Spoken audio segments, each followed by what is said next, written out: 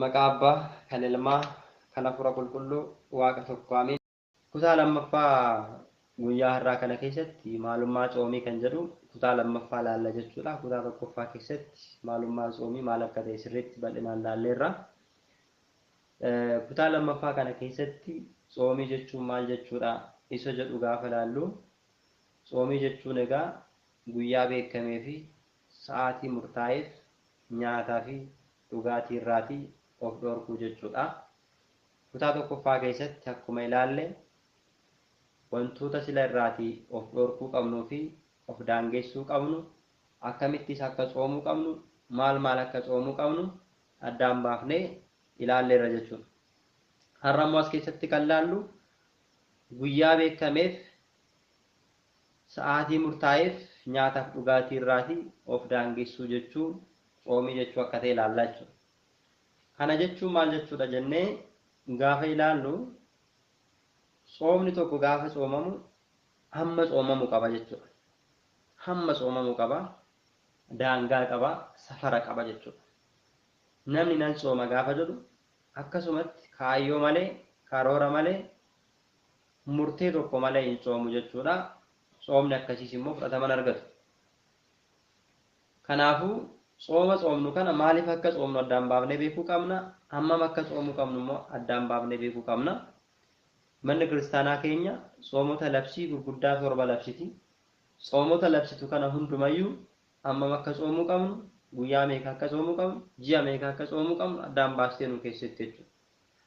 Kanaafidha guyyaa beekameef kan nuti jennu jechuudha. Sooma jechuun guyyaa beekameef kan inni jennu, fakkeenyaaf amma soomni guddaan gooftaa keenya qoricha keenya Yesuus Kiristoos guyyaa meeqa akka inni soomamu hundi keenyaa ni beekna. Yoom akka jalqabee hin beekna, yoom akka hiikatu hin beekna jechuudha. Kanaafidha guyyaa beekameef kan jedhamu.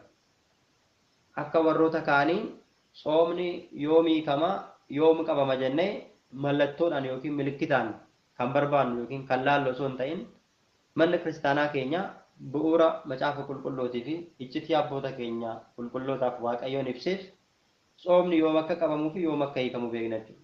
Warreen biraa garuu sooma hiikuudhaafis ta'e qabachuudhaaf addeessa kan barbaadan, aduu kan barbaadan, mallattoolee adda addaa kan barbaadan jiraachuu danda'u. Adda kan nu taasisu keessaa inni guddaan waan gara fuulduraatti baru ta'uu danda'u, waan irra raawwachuu dandeenyu manni kiristaanaa keenya dursitee nutti himti jechuudha. Miti isaa bara 2016 miti, baroota itti aanan afan aga dhuma addunyaa kanaatti manni kiristaanaa keenya addaan baaftee maal gooti nutti himti jechuudha. Beekamaadha jechuudha.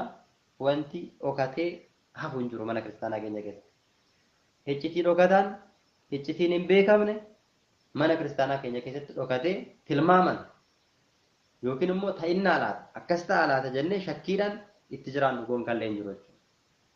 Kanaaf mana kiristaanaa keenya keessatti ortodoksii ta'uu keenya, taayidoo ta'uu keenya kan boonuu qabnu kanaaf jechuudha. Qabeenyi mana kiristaanaa qabdu kun inni guddaan macaafni qulqulluun manni kiristaanaa dhaabbiidhaan waan raawwatamu hunda maaliif akka raawwannu osoo beeknu raawwanna malee shakkiidhaan akkas ta'a laata jennee wanta raawwannu gonkallee hin qabnu jechuudha. Kanaaf guyyaa qaba kan jennuuf kanaafidha jechuudha. Sa'aatii murtaa'eef gaafa jennu sa'aatii murtaa'eef nyaata irraa of dhorkina, dhugaatii irraa of dhorkina jechuudha. Nyaatota akkamii? Nyaata kamirraayyuu. Dhugaatii akkamii? Dhugaatii kamirraayyuu hundumarraa of dhorkina jechuudha. Sa'aatii murtaa'eef sa'aatii 11 ta'uu danda'a kan danda'e. Yoommoo lakki eebban fudhadhaa ittiin fafa jedhee kan danda'e xoomumoo jiraannan sa'aatii halkan keessaa sa'aatii 1 ta'uu danda'a. Akka waliigalaatti immoo labsii manni kiristaanaa keenya baasteen sirni qulqulleessaa erga raawwatameen booddee sa'aatii 9 ta'uu danda'a. Namoonni kun egaa akkaataa dandeettii isaaniitiin gaafa sooman kan sa'aatii 9ttis soomu, amma sa'aatii 9ttis kan soomu sa'aatii soomu kana ni beeka. Kan 11ttis soomu hanga 11tti akka soomuu fi sa'aatii sana hin beeka. Halkan keessaa hanga sa'aatii 1ttis kan soomu haga soomu sana hin beeka jechuudha. Sa'aatiin kun maalidha? Murtaa'eera jechuudha.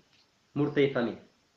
Ani boru hanga sa'aatii 11ttiin sooma jedhee yoo murteeffadheera bakka. Murtaa'aadha jechuudha. Nan beeka. Na jalaa wanti dhokatu hin jiru. wanta dhoksaa miti jechuudha wanti ani raawwadhu.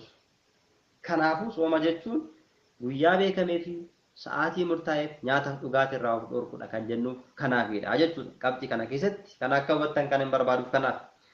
Lammaffaa keessatti sooma jechuun maaliin kan jedhuu fi waqtii soomaa keessa nyaatota qaama ijaaruu danda'an. Dhugaatiiwwan alkoolii qaama namaa miidhuu danda'anii fi miira cubbuutti nama kakaasuu danda'an dhuguun nyaatota qaama ijaaran nyaachuun gonka hin barbaachisu. Dhibbaan dhibba hin barbaachisu. Yeroo kaanitti ni barbaachisaa gaafii jedhu ka'uu danda'a. Yeroo kaanittis akka seera mana kiristaanaa keenyatti nyaanni gaafa nyaatamu daangaa qaba. Yeroo soomiin hin jirre nyaatota qaama ijaaran yookiin bu'aa beelladaa ta'an nyaachuun dhorkamuu yoo baatellee hammi nyaatamu sun akkaataan itti nyaatamu daangaa qaba jechuudha. Namni argadhe jedhee akkuma argetti garaasaa of guutee kan nyaatu yoo ta'e mataa isaayyuu dhiibbaatti irra gahaa waan ta'eef hamma isa ga'utti nyaatutu irra jiraata jechuudha. Sanarra darbee humnaa ol kan nyaatu yoo ta'e warreen guyyaatti nyaata hin arganneyyuu meeqaatu jira waan ta'eef kan nyaata malee bulu kan nyaata malee oolu jiru waan ta'eef isaan kanaaf yaaduu dhiisuu dadhabuunsaa akka albaadhummaatti yookiin nama garaa jaalatutti waan jala lakkaa'amuuf of eeggannoodhaan itti fayyadamuutu irra jiraata jechuudha. Kanaafuu waqtii soomaa kana keessa nyaatota bu'aa beelladaa ta'an alkooliiwwan kan nama macheessuu danda'an nyaatota qaama namaa ijaaruu danda'an nyaachuu hin qabdanii jedhee seera macaafa qulqulluu keessatti nuuf kaawwamee nuuf barreeffamee katabameetu jira jechuudha.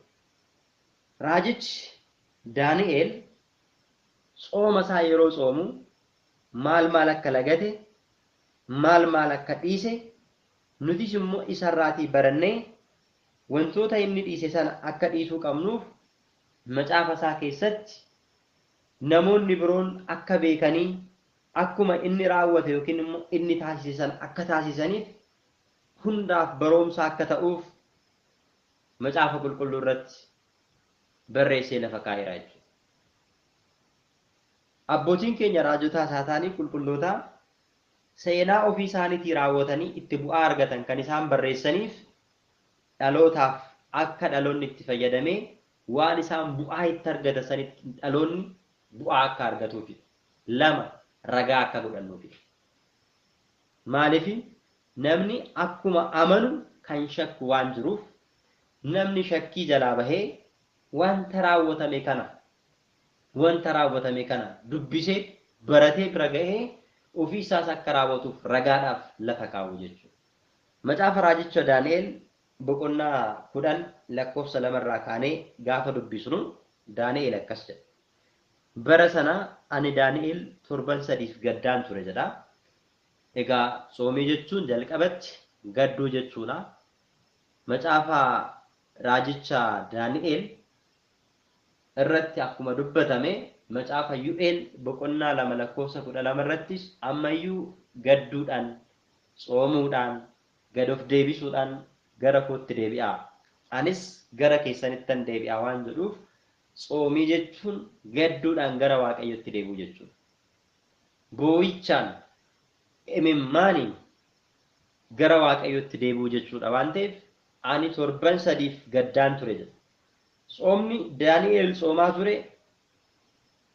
kallattii nuti amma soomaa jirru yookiin sooma gooftaadhaaf soomnu kanaaf osoo hin ta'in kakuu moofaa keessatti kan isaan soomaa turan waan ta'eef yeroo sanitti bara Fariisitti mootii ta'ee waggaa 3ffaatti dubbiin Daani'eel bira akka dhufe waan argeef dubbiin rakkoon gara isaatti dhufu kun akka isaa fi ifa isaa ta'uuf subaayee 3 qabate jechuudha. Abbootiin keenya wanti tokko jireenya isaanii keessatti yoo isaan mudatee isaan rakkise waan isaan rakkise kana bira ga'uudhaaf yookiin hiikkachuudhaaf yookiin beekuudhaaf nama miti kan isaan gaafatan. Yookiin immoo mana warra daangibuudhaan hojjetanii mana warra waa beekadha jedhamanii humna hafuura hamaatti fayyadamanii ajaja waaqayyo jalaa bahanii nama baasanii mana xonqaayii deemanii miti kan isaan gaafatan. Waan tokko gaafa isaan rakkisu, waan tokko gaafa isaan dhibu subaayii qabataniitu kadhannaadhaa fi soomiidhaaf sagadaan guyyaa murteeffatanii guyyaa kana gidduutti ati iccitii kana naaf ibsi jedhanii subaayiidhaan gaafatu. Daani'elis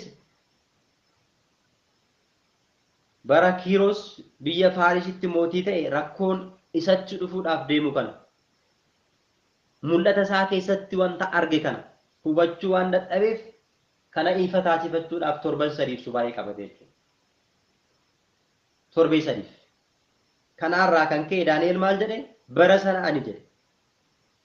Daani'el torbee sadiif gaddaan ture. Torban sadii amma guututti ani nyaata fo'amaa hin nyaanne jedhe. Nyaata akkamii hin nyaanne jedhe? Nyaata fo'amaa bu'aa beelladaa kan ta'an foon, daadhiin waayiniis afaan koo bira hin geenye jedhee lafa kaa'eera jechuudha. Maal koo bira hin geenye? Afaan koo bira hin geenye yookiis immoo hin nyaanne jedhee waqtii tsooma keessa jiru yookiin subaayee keessa jiru sana keessatti Daani'el nyaatota tsoomii qaban akka inni lagachaa ture, akka inni baqachaa ture as keessatti ni arganna jechuudha. Kanaafuu nutis waqtii tsooma keenyaa keessatti nyaatota qaama namaa gabbisuu danda'an, qaama namaa ijaaruu danda'an, cubbuudhaaf nama kakaasuu danda'an, dhugaatiiwwan sammuu namaa tuquu danda'an, cubbuuf nama kakaasuu danda'an bishaan irraa kan hafe kanneen biraarraatii fagaannee tsooma keenya tsoomuu danda'u nurra jiraata jechuudha. As keessatti garuu wanti nuti hubachuu qabnu namoonni baay'een waqtii tsooma isaaniitti wantoota silaa amma dubbanne kanarraa fagaatanii tsoomni gaafa hiikkate har'a tsoomni hiikkateera jedhanii bakkuma isaanii kaleessaa sanitti kan deebi'an jiru. Waan kaleessa cubbuurraa galanirraa waan kaleessa dhiifne irra jedhanii gaabbiitti galanitti gaafuma cubbuu irraa galan sanarraa itti gaddaa, itti tsoomaa, itti bo'aa kan turan gaafa tsoomni hiikkatu kan waan sanatti deebi'anii jiru. Tsoomii jechuun akkas jechuu miti. Tsoomii jechuun amma gaabbiitti gallee tsoomne boru gaafa tsoomni hiikkate itti deebina jechuun dhiqatanii deebi'anii dhoqqeetti kufu jechuudha. Kana qofa miti. Namoonni immoo cubbuudhaaf beellama qabatan jiru. Har'a gaabbii galanii gaabbuma sana keessa soo jiranuu yookiin tsooma sana keessa soo jiranuu yoo tsoomni naa hiikkateen akkana godha jedhanii cubbuudhaaf kan beellama qabatan jiru. Nama hamachuudhaaf kan beellama qabatan jiru. Nama irratti ka'uudhaaf kan beellama qabatan jiru. Dhiiga dhangalaasuudhaaf kan beellama qabatan jiru. Tasa namaanillee yoo walitti dubbatan maalan godha?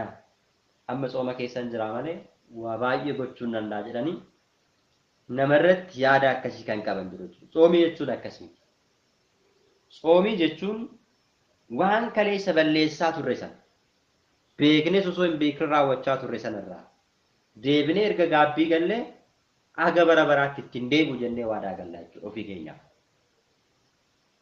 Har'a namni sobe tokko kanaan booda hin sobu jedhee waadaa ofii gala isa sobeef immoo gaabbiitti gala jechuudha. Kanaafuu tsoomni yoo hiikkate garuu rakkoon qabu seerri jedhanii jiru. Barnoonni bifa kanaan barsiifames hin jiru waan ta'eef waan yaraa ta'e wayii, waan badaa ta'e wayii, waan waaqayyoon hin jaallanne sana erga gaabbii itti gallee waan sanatti deebinee raawwachuurraa of eeguu danda'utu irra jiraata. Kanaaf Daani'el kanarraatii akka of eege nutis immoo irraatii kan of eeguu qabnu sooma keenya keessatti nyaatota bu'aa beelladaa ta'an qaama namaa ijaaruu danda'an dhugaatiiwwan jajjaboo kanarraa nama macheessuu danda'anii fi fuula waaqayyootti gaarii hin taane kanarraa of eeguun barbaachisaadha jechuudha. Inni biraan sadaffaa irratti tsoomii jechuun maal jechuudha kan jedhuu fi tsoomiin luugama fooniiti. Luugama beektu? Egaa hundi keessanuu beektu jedhee yaada. Namoonni faradoo yookiin farda yaabbatan fardi waan humna qabuuf yoo goodaa argee gulufuu waan barbaaduuf abbaan fardaa inni farda yaabbatu sun farda isaa ittiin daangessuudhaaf sossobee ittiin qabatee gara ofii isaatii barbaadutti geessuudhaaf sibiila luugama jedhamu farda afaan keessa kaa'ee ittiin qaba jechuudha.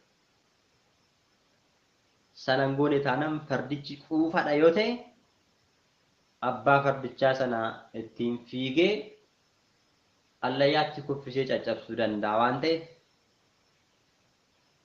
kanaaf luugamaan fardicha qaban jechuudha. Luugama jedhama sibiila afaan isaa keessatti ittiin qaban sana jechuudha. Fardichi hammam guddaa yoo ta'e hammam yoo soorameyyuu hammam humna yoo qabaateyyuu luugama sanaan gaafa qabamu in ajajamaa jechuudha dirqama. Konkolaataan amma barbaade yoo guddateyyuu konkolaachisaa tokkotu konkolaachisa maaliidhaan marii fayyadamee kallattii yookiin daarekshinii ofii barbaadutti dhaabuu gaafa barbaadu fireenii firisoonii fayyadamee bakka ofii barbaadetti dhaabuu danda'a jechuudha. Maaliif luugama isaati waan ta'eef. Tsoominis luugamadha jechuudha. Luugama maalii? Luugama foonii. Foon keenya gaafa nu rakkisu foon keenya gaafa adabachuu didu adabadhu ittiin jennee kan ittiin qabnu. Dhiisi jennee kan ittiin dhiisisu. Taa'i jennee kan ittiin teechisuu dandeenyu tsoomiidhaan jechuudha. Namni tokko akka malee nyaatee akka malee itti tolee gaafa furdatu uffanni kanaan dura inni uffachaa ture gaafa itti ta'uu didu torbee tokkoof nyaata yoo dhiise bakka itti deebi'aaf jechuudha. In adabamaa jechuudha. Luugama. Namni gaafa qaamni isaa sooramu gaafa qaamni isaa akka malee dabalu dandeettiin waa'ee yaraa yaaduu isaas akkasuma dabala. Kanaafuu qaama isaa kana maaliin adabuu qaba? Tsoomiidhaan adabuu qaba jechuudha. Tsoomii keessa immoo kadhannaatu jira. Tsoomii keessa immoo sagadatu jira waan ta'eef. Kanaaf tsoomiin luugama fooniti. Daandii lubbuun keenya seeraa fi abboommii waaqayyoo eeguun dhiifamaa fi jaalala kennaa waaqayyoon ittiin argachuu dandeenyutti nu geessitudha jechuudha. Cubbuu balleessineef dhiifama itti argachuudhaaf foon kanaan luugama goone tsoomii kanaan luugama foonii taasisneetu ittiin qabne gara waaqayyootti geessinaan jechuudha. Kanaaf tsoomni luugama foonitti gaafa jennu foon keenya ittiin dadhabsiisuudhaaf. Fakkeenyaaf qulqulluun abbaan keenya Daawit macaafa isaa keessatti yeroo dubbatu faaruu isaa keessatti jechuudha akkamitti tsoomiin kun luugama foonii akka taatee fi ofii isaatiifis ittiin luugamee qabee dadhabsiisee akkamittiin akka sirreesse yeroo dubbatu akkana jedhee dubbate. Tsoomiin jedhe dadhabsiistuu foonii bilisa baaftuu lubbuu yookiin hidhaa cubbuu irraati kan ittiin hiiknu tsoomiidhaan. Akka amma dubbanne Daawit faarfannaa isaa keessatti jechuudha 109 faarfannaa 109 lakkoofsa 24 irratti akkana jedhee dubbate. Tsoomii irraa kan ka'e jilbi koonii oollatee. Maaliif gaafa nuti tsoomnu qaamni keenya hin dadhabaa dadhabsiistuu fooniti jennee irraa waan ta'eef. Tsoomuu irraa kan ka'e jilbi koonii oollate. Foonis anarraa dhumee nan huqqadheera. Foonis maal ta'e? Anarraa dhumee maalan ta'e? Nan huqqadheera. Kana jechuun foon isaa adabee jechuudha. Foon isaa maal godheera? Adabeera jechuudha. Tsoomiin foon keenya kan ittiin adabnu lubbuu keenya gara waaqayyootti kan ittiin deebisnu waan ta'eef. lubbuu keenya gara waaqayyootti kan ittiin deebisnu waan ta'eef. Kanaafuu soomni jechuun foon keenya ittiin adabne adabbii lubbuu bittaa daabiloos jalaa hidhaa daabiloos jalaatii kan ittiin baafnu maalidhaani? Soomiidhaan jechuudha. Gabaabsinee gaafa ilaallu egaa soomiin isa kana fakkaata. Kan biraa soomiin maal jechuudha jennee hiika isaa gaafa ilaallu haadha kadhannaa bu'uurtuu qajeelummaati soomiin. Haadha eenyu? Haadha kadhannaa bu'uurtuu yookiin hundeessituu qajeelummaati. Soomiin yeroo hunda akka nuti kadhannu nu taasisti. Akka nuti gara waaqayyootti boonyu nu taasisti. Akka nuti qalbii keenya jijjiirrannu nu taasisti. Akka nuti hamaarraa deebinu nu taasisti. Akka nuti bu'uura qajeelummaa keessatti jiraannu. Akka nuti yeroo hunda gaarii yaannu. Akka nuti hamaarraa fagaannu nu taasisti. Yoo maal goone? Yoo soomne. Yoo soomne nyaata yoo lagan foon keenya gaafa adabamu yeroo hunda sammuun keenya gara hammeenyaa osoo hin ta'in gara jaalalaa, gara gaarummaa, gara qajeelummaa, gara waan gaarii nu yaada waan ta'eef kanaafuu soomiin haadha kadhannaati bu'uurtuu qajeelummaati kan jedhanii abbootiin keenya dubbataniif kanaafi. Kabiraan soomiin obboleettii obsaa diigduu of tuulummaati jedhu abbootiin. Soomiin obboleettii obsaa diigduu maali? Of tuulummaa. Namni of tuulaan tokko yeroo hunda waa'een guddina isaa, waa'een qabeenyummaa isaa kan isatti mul'atu kan soomu yoo ta'e obsa kan dadhabu yoo ta'e duraan obsa qabaatama. Obsa barachaa deemu. Namoonni tokko yoo ilaaltan bakka hundatti of guddisuu barbaadanii, bakka hundatti ofii mul'achuu barbaadanii, bakka hundatti waa'ee isaanii akka haasa'uu barbaadu. Nama bira deemanii waa'ee qabeenya isaanii haasa'u, waa'ee eenyummaa isaanii haasa'u, waa'ee guddummaa isaanii haasa'u. Gaafa kana haasa'an immoo kan eenyu dagatu? Kan waaqayyo dagatu.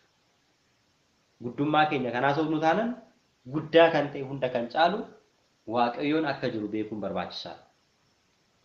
Kana gaafa dagannu immoo cubbuu keessa ganna. Kana akka hin daganne immoo of tuulummaan illee yoo jiraate obsa akka godhannu akka adabannu kan nu taasistu obsa kan nu barsiistu soomiidhaa jechuudha. Soomiin obboleettii obsaatii diigduu of tuulummaati gaafa jedhan kan of keessatti qabata waan ta'eef. Kanaafuu soomii keessatti maal barbaachisa? Obsa barbaachisa. Sababiin isaa maaliif? Qorumsa jira waan ta'eef. Gaafa soomnu akkanumatti soomni keenya akkuma jalqabnetti akkasumatti xumurra taanan hin soomne jechuudha nuti. Waan isin hubachuu qabdan soomii akkuma jalqabnetti akkasumatti xumurra taanan hin soomne. Yoo maal hin argin, yoo qormaan hin jiraatin, yoo rakkina hin argin, yoo dhiphina hin dabarsin soomiin keenya hiikaan arganne jechuudha. Soomii keessatti kadhannaa keessatti abbootii yeroo kadhatan yoo qorumsi isaan irraa fagaate yoo sooma keessatti kadhannaa keessatti qoramuu baatan qorumsi yoo isaan irraa fagaate anaan wayyoo waaqayyoon na dagateeraa jedhu.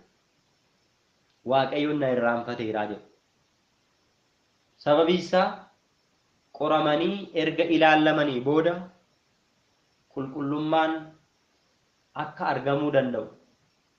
Firiin qorumsaa gonfoo kabaja akka namaa kennuu danda'u ni beeku waan ta'eef. Abbootiin keenya hedduun kan isaan gonfoo argatan, kabaja kan isaan argatan akkasumatti lafaa ka'anii osoo hin taane qoramanii erga ilaalamanii booda. Barataan tokko baratee qabxiin isaa kan beekamu, sadarkaan isaa kan himamu qorumsa erga qoramee ilaalame booda malee dandeettii nama sanaa lafumaa kaatee tilmaamuu hin dandeessu. Abaluu tokkoffaa bahee abaluu lammaffaa bahee jennee murteessuu hin dandeenyu. Fiigdonni gaafa fiigan abaluu tokkoffaa ba'a abaluu lammaffaa ba'a jennee yeroo gamtaan jiran murteessuu hin dandeenyu. Erga hojiitti galanii booda fiigicha isaan fiiganiin dadhabbii fi dhamaatii isaan taasisaniin namni tokkoffaa bahee dhumarra beekama malee dura tilmaamuu dandeenya malee bira gahuu hin dandeenyu. Kanaafuu soomni keenyas gaafii nuti gaafanneef deebii kan nu deebisu, soomni keenyas waaqayyo biratti fudhatama kan argatu, kan ittiin beeknu keessa qorumsa hedduu keessa yoo darbine dadhabbii hedduu keessa yoo darbine jechuudha. Har'a garuu nuti wallaalummaa keenya irraa kan ka'e maaliif qorumsuun itti baay'ataa? Maaliifan qoramee? Maaliifan akkas ta'ee? Maal gidduun galee? Ani waaqayyoon silaa nan kadhadhaa, nan tsoomaa, nan sagadaa, ana qorumsi maalatti baay'ataa? Waaqayyo na dagatee, waaqayyo nan beeku jennee dhiphannaa jechuudha. Ni qoramna taanan, qorumsi ni jira taanan, waaqayyoon nun daganne jechuudha. Indoom qorumsi hin jiru taanan, waan hunduu kallattii nu qabatee, waan hunduu nuuf sirratee, waan hundumti kallattii bakka waan nuti yaadnu hundinuu ta'a taanan, egaa gaafas waaqayyo na wajjin jiramu hin jiru jennee, ani waaqayyo wajjin hin jiramu hin jiru jennee gaafasuuf sakatta'u jechuudha. Qorumsa keessatti waaqayyo yaadattaa, qorumsa keessatti kadhannaa godhattaa, qorumsa keessatti oolmaa waaqa sitti mul'ataa, waa baay'ee argita waan ta'eef firiin qorumsaa immoo booda eebba fida waan ta'eef kanaafuu obsa kan nu barsiisu yoo qorumsi jiraatedha jechuudha soomiin. Qorumsi hin jiru taanan waaqayyo hin beektu. Waan hundummaa sii guuteera taanan, waan hundumtuu wal sii qixxaateera taanan maal goota waaqa biraati. Namoonni baay'een ikkoo kan isaan waaqa dagataniif kanaaf konkolaataa barbaadan jira, mana barbaadan jira. Gaafa bataskaanatti dhufan nagaan siif haa ta'u yaa mana amantaa bira darba bakka. Ciao. Qiddaaseen maal akka ta'e, kadhannaan maal akka ta'e, soomiin maal akka ta'e hin beekan jechuudha. Maaltu isaan dhiphisee? Waan hunduu isaanii guuteera waan ta'eef addunyaa kanarratti kanaan booda akka waan waggaa mileenaan jiraatanitti fakkaata. Kanaan booda akka waan hin rakkanne, rakkoon akka isaan irra hin geenye itti fakkaata. Hin argine namoota rakkatan hin argan namoonni tokko tokko ijaan argaa namoota rakkatanii kan jibban jiran. Ofii rakkatanii waan hin beekneef, ofii waan hunduu waan isaan hin mijateef namoota rakkatanii ijaan arguun barbaadan. Kaan isaan immoo ilaaltan karaa sana karaa bataskaanni jirtu darbuu kan hin barbaanne bataskaana kan baqatan jiru. Maaliif? Bakka waan hunduu isaaniif guuteera waan ta'eef, waan hunduu isaaniif sirrateera waan ta'eef akkuma isaaniif sirratetti akkasumatti waan lafa kanarraa umurii isaanii guutuu hafan itti fakkaata. Waan isaanii mijateef qofa waan waaqayyoon caalchisee namoota kaan caala isaan jaalatutti fakkaata. Bakka waan hunduu waan isaaniif sirrate waan ta'eef, waan hunduu waan isaanii qajeele waan ta'eef, waan bakka namoota hunda isaan caalchisee isaan sirriitti isaan jaalatu. Addatti waan hunda isaanii guutetti fakkaata jechuudha. Garuu waaqayyo waan hunda keessatti kaayyoo qaba. Kana beekuun barbaachisaadha. Jarreen gaafa akkas ta'ani dagatamne waaqayyoon wajjin hin jiru jechuudha. Arjummaa isaatiin jaalala isaatiin deebi'uu keenya eegaa nuti garuu waaqayyo wajjin hin jirru jechuudha. Kiisii keenya guutuudha malee kiisiin keenya inni samii galaan inni nuuf ta'u boru lubbuu keenyaaf ta'u duwwaadha jechuudha.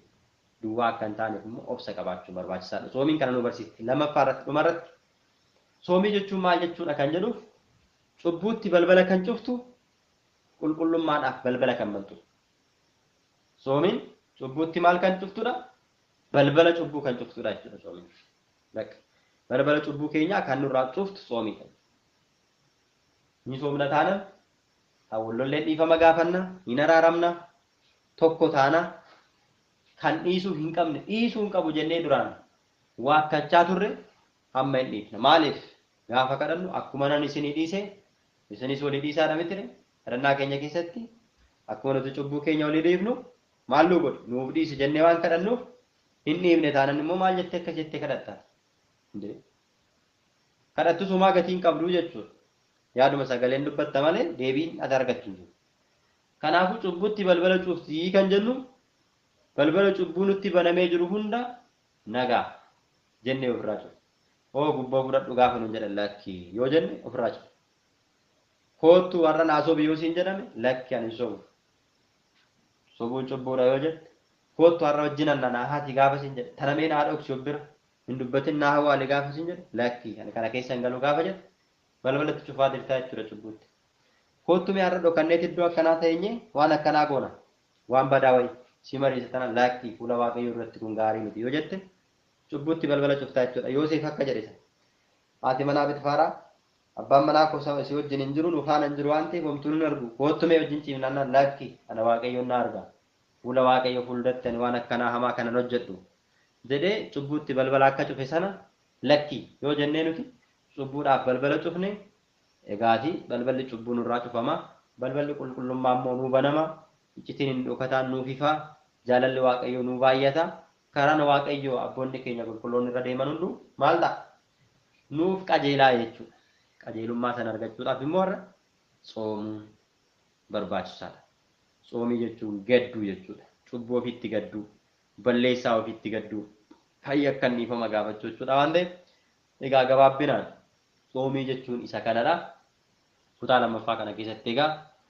kana ilaalleerra sadaffaa keessatti kaayyoo fi faayidaan soomii maal inni kan jedhu ilaallaa jechuudha waaqayyoon nama boruun waa taasisu kan nu barsiise kan nu gorse maqaa waaqayyootiin galateeffamee haa ta'u wasbaata l'exaabeer